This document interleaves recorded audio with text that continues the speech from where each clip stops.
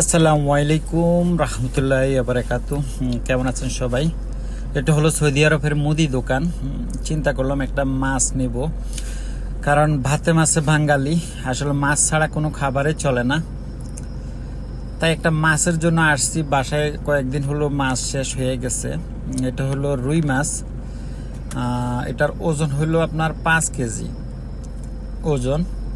এখন এটা মিটারে উঠালাম। উঠানোর পরে মাছটা ওদেরকে বললাম যে এটার ভিতরে বরফ আছে কিনা। বললো যে না, বরফ নাই, একদম পিওর 5 কেজি পাবেন। এখন এটার মূল্য নিয়ে কথা। যে আগে যে যার কাছে ওর ভাই ছিল, ও আসলে বাসায় ওর থেকে সবসময় কেনাকাটা করতাম। ও এখন দোকানে নাই, বাসায় ঘুমাচ্ছে।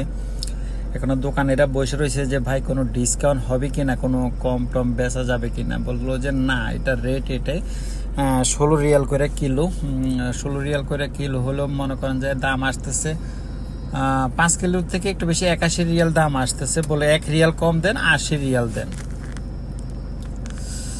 তখন বললাম কি আর করা, অনেক মার্কেটিং করলাম, কিন্তু কোনো কাজ হলো না। বললো যে না ভাই, এর থেকে কমে বেচা যাবে না। এখন আচ্ছা, যা কি আর করা, খাওয়া তো লাগবে, টাকা পয়সার দিকে চিন্তা করলে তো আর হবে না। যে বললাম একটু কাইটা দেন। আর এখানে মাছ কিনলে ওরা সুন্দর মতো মেশিনে একদম কুচি কুচি কইরা কাইটা তারপরে প্যাকেট করে দেয় বরফের যে মাছটা।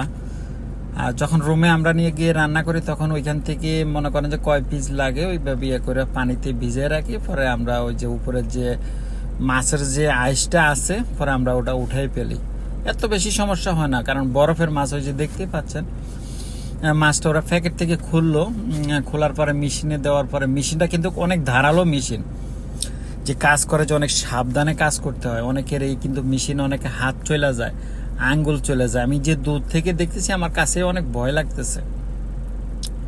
আর যে ছেলেটা কাটতেছে বয়স এত বেশি না, দেখে বোঝা যাচ্ছে আসলে এত ট্রেনিং প্রাপ্ত না। ও যে মাছ কাটা দেখে বোঝা যাচ্ছে যে ও আসলে নতুন। ও যে কাটতেছে অনেক ভয়ভীতি, মনে হয় যে ওর কাছে নিজের কাছে অনেক ভয় লাগতেছে, অনেক ওইভাবে কাটতেছে। যা কাটতেছে, কিন্তু তার কাটাটা আমার অনেকটা পছন্দ হয়নি। যেভাবে মাছের পিস করার দরকার ছিল, ওকে বললাম যে এভাবে এভাবে করার জন্য, কিন্তু সে পারতেছে না, অনেক ভয় পাইতেছে সে। এখন কি করার, নেওয়া তো লাগবে। যেরকমের পর আমি আচ্ছা ঠিক আছে ছোট ভাই, সমস্যা নাই, যেভাবে পারো ওইভাবে করো। একজন মানুষকে হয়তো এরকম ইয়ে করে দিলে হয়তো হাত কাইটা যাবে, পরে তার জীবন নিয়ে টানাটানি, এটা ঠিক না। করতে করতে হয়তো শিখবে, নতুন মানুষ আসছে, আমাদেরকে ওটা বোঝা লাগবে। এখন দেখতেছেন ও পিস কাটতেছে, আমিও দেখতেছি, আপনারা দেখতেছেন। দেখেন অনুভব, এই দেশে যে মুদি দোকানগুলোর মধ্যে মাছ, যারা ফ্রিজে মাছ বিক্রি করে, সব জায়গাতে এইভাবে কাটিংওয়ালা মেশিন থাকে। মেশিন না থাকলে আমরা আসলে বাসায় নিয়ে যেটা যে চাকু দিয়ে কাটবো, ওটা সম্ভব হয় না, কারণ ওটা বরফের মাছ। এই জন্য মেশিন থেকে কাটাকাটি করে নিলে আমাদের জন্য একটু সুবিধা হয়। তো বন্ধুরা, অনেক কথাই বললাম, দেখা গেলেন কাটা হয়ে গেল। ভালো থাকবেন, সুস্থ থাকবেন। আসসালাম।